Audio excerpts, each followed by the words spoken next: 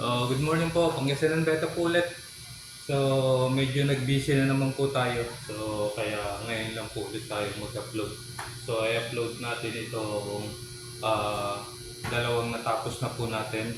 So, meron tayo dalawang 50 gallons dito. Again po, yung gawa natin is actually palagi may pasobra po, no?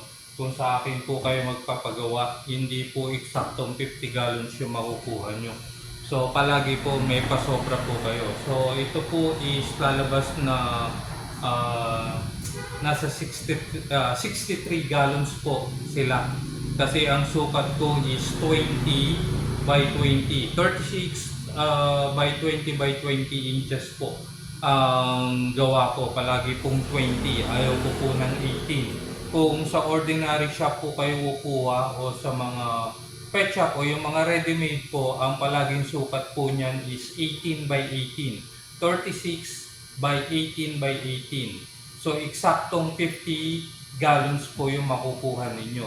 Pero po sa akin is 36 by 20 by 20. So, ang lalabas po niyan is 63 gallons po. Kahit po yung 75 po natin, kahit yung 100 gallons po natin, palagi po may sobra. Hindi nyo po makukuha ng eksaktong 75 gallons o eksaktong 100 gallons. Kasi ang sukat is 18 by 18 po palagi yan sa ordinary shop o yung ready-made na tank po makukuha nyo po is 18 by 18 po ang sukat. 18 ang lapad, 18 ang taas. Sa akin po is 20 by 20. 20 ang lapad, 20 ang taas po, kaya po palagi may pasobra. Yung 75 gallons magiging 83 gallons.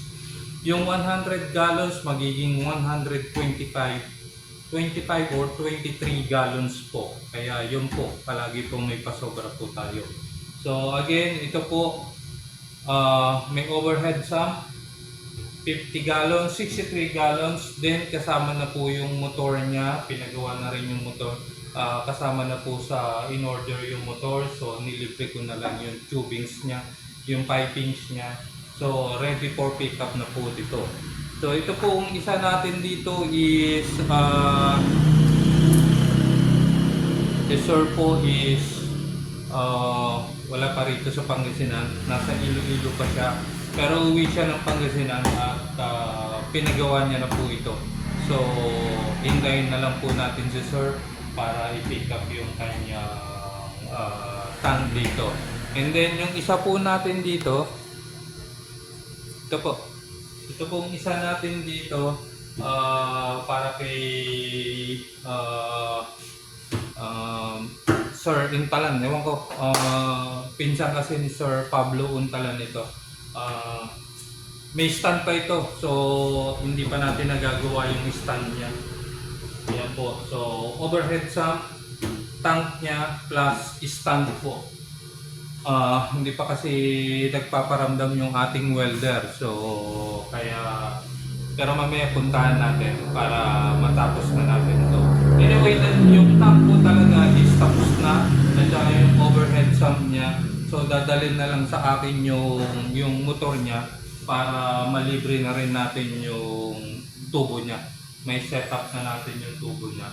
So para pag pinick up, ready na yung stand, nakasetup na lahat-lahat. So ayan po, i-focus lang po natin ito. So ayan po yung overhead sump niya. So 3 feet, so magiging 3 division po siya. Ayan po yung waterfalls niya. Ayan po yung ating tank.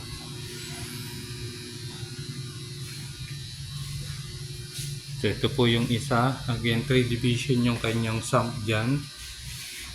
So ayan po, yung brace nya, na-ready na rin po natin yan, kinapalan na po natin dito sa gitna.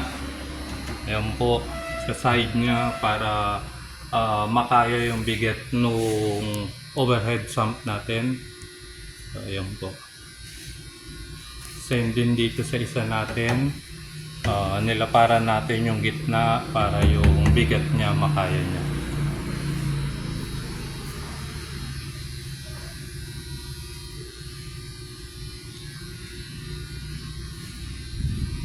So ayan po ang gawa natin. As you can see po, napakalinis po. Quality po yung ating gawa. So again po,